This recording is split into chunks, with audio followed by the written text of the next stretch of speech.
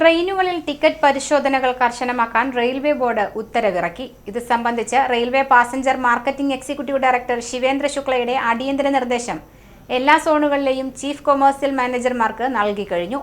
പതിവ് പരിശോധനകൾക്ക് പുറമെ സർപ്രൈസ് ചെക്കിങ്ങുകൾ നടത്തണമെന്നാണ് നിർദ്ദേശത്തിലെ പ്രധാന ഉള്ളടക്കം.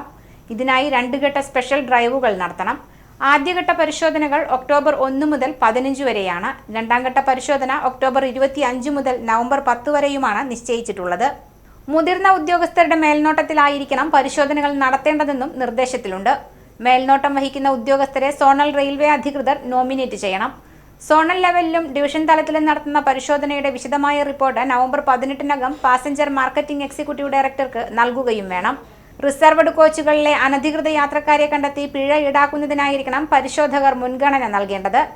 എമർജൻസി കോട്ടയിലെ ടിക്കറ്റുകളിൽ വ്യാപകമായി ആൾമാറാട്ടം നടത്തുന്നുണ്ട്. ഇതിലും കർശന പരിശോധന നടത്തണം.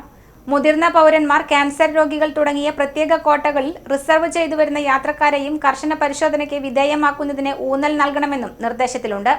കൺസെഷൻ ടിക്കറ്റുകളുടെ ദുരുപയോഗം അനിയന്ത്രിതമായി വർദ്ധിച്ചിട്ടുണ്ട്. ഇത്തരം യാത്രക്കാരുടെ തിരിച്ചറിയൽ രേഖകൾ നിർബന്ധമായും പരിശോധിച്ച് ആധികാരികത ഉറപ്പുവരുത്തണം.